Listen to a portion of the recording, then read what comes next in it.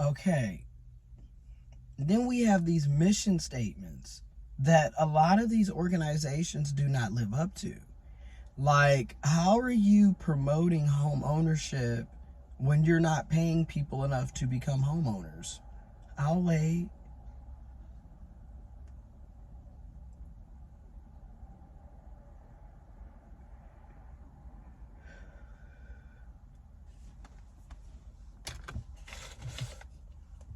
That's a good question, ain't it? Like, how are you promoting home ownership when you're not paying people enough to become homeowners?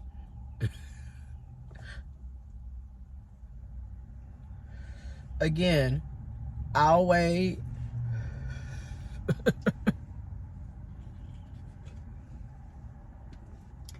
It don't make any sense. And that's how a lot of these jobs are. You know, I remember at my previous employer, their thing was about creating economic stability and opportunities, financial stability and wellness. How are you doing that when you're not paying living wages? Again, I'll wait.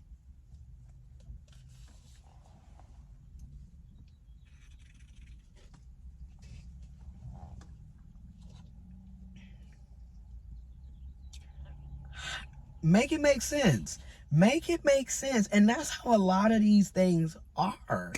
It's like, y'all don't pay people enough to live day-to-day lives, but you're talking about home ownership and financial stability. Your own employees have to work 2 and 3 jobs to make ends meet. With the fact that they are working a full-time job. They have to go and get a part-time job, a side hustle, maybe 2 part-time jobs, multiple side hustles to make ends meet. Also, when you look at what today's modern average single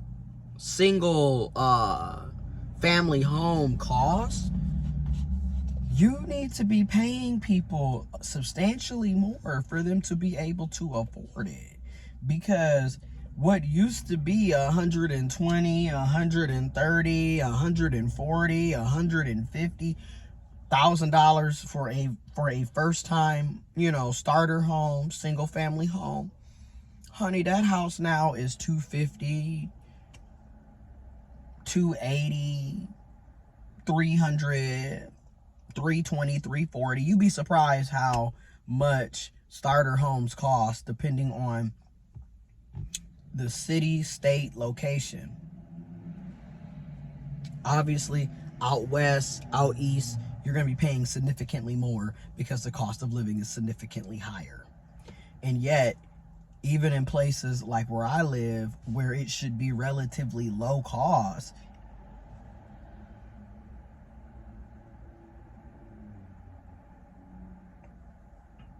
and I remember, they would have these ranges, low to moderate income. And it's getting to the point where moderate income is low income. There is no moderate income. It is low income, and then you have people that are living very well. But you have a lot of us that are typically low income, while very few are living very well. Because the moderate is disappearing. The moderate was the middle class. Honey, that's disappearing. A lot of us, let me put it like this. My salary 30 years ago, 3 decades ago, 1995, was the salary of what you would consider, had the buying power of what you would consider upper middle class for one person. That would have been upper middle class for one person, and then for a family of 3 or 4, you would have been middle class still.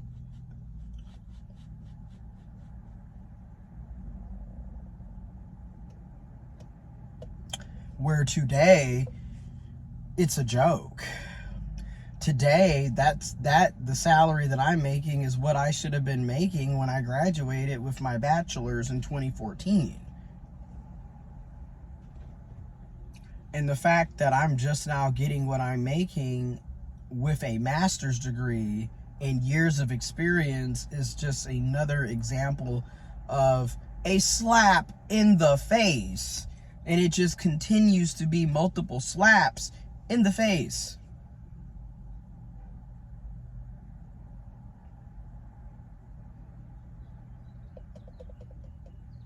And it's not just me, it's millions of people. It's people all over the country and the world. Hell, it's hundreds of millions of people, quite frankly. Because poverty in of itself is a global issue. And then how we view poverty is different from city to city, state to state, country to country.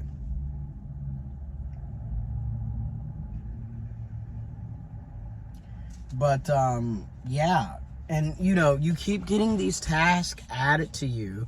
There's no discussion on paying you more. And then what I'm gonna start doing, because I had talked to another colleague about this, and I'm gonna bring this up to other colleagues again, and I'm gonna do it anyways, is you should start literally timing the very specifics of each task that you do. And then if you do decide to work over, because in most of these jobs, there's no way for you to adequately do your job on a 40-hour week. Because again, you want one person to have 150 clients. You're supposed to meet with all 150 clients at least 4 times a year, once per quarter. You're also supposed to do financial coaching, credit counseling, which can mean establishing credit, building credit, paying off debt, working with creditors and collection agencies to set up payment plans or settlement plans, going through budgets, helping them increase their budget, save money, helping them get better paying jobs, side hustles, part-times, additional income, helping them with investment opportunities. Not to mention, we're expected to teach financial literacy, so we teach financial education.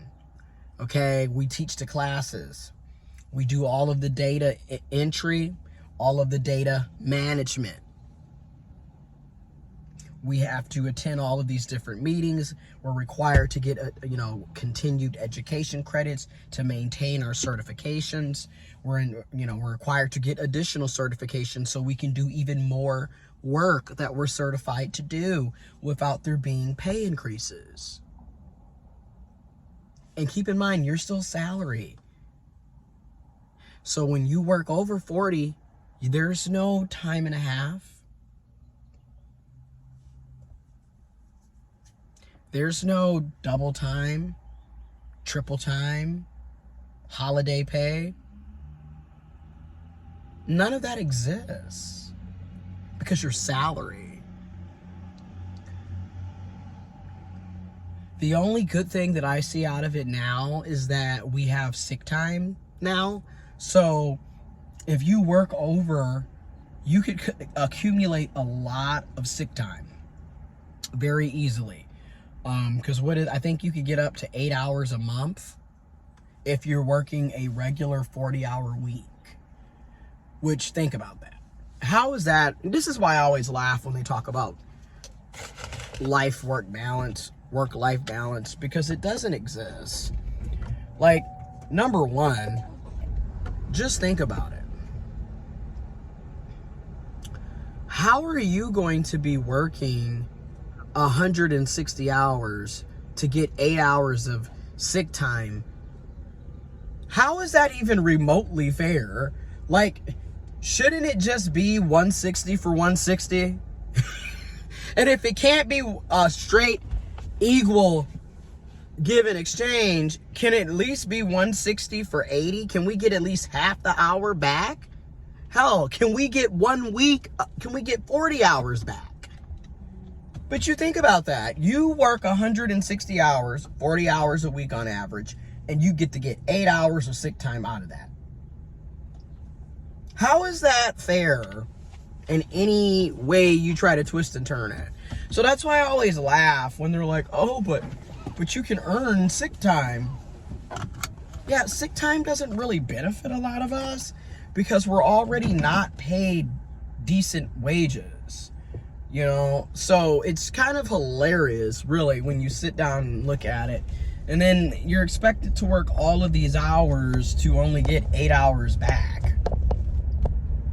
Like, it's not fair and no, like, way of cutting it.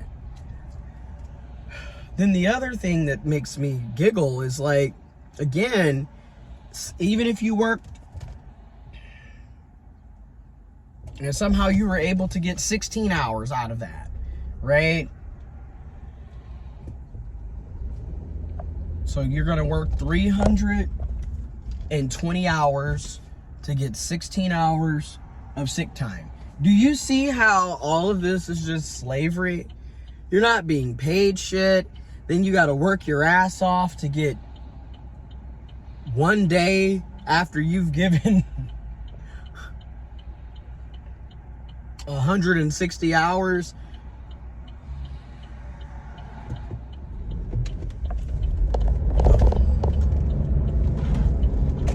Which if you work 5 days a week on average, you get 1 day back after you've given them 20 days.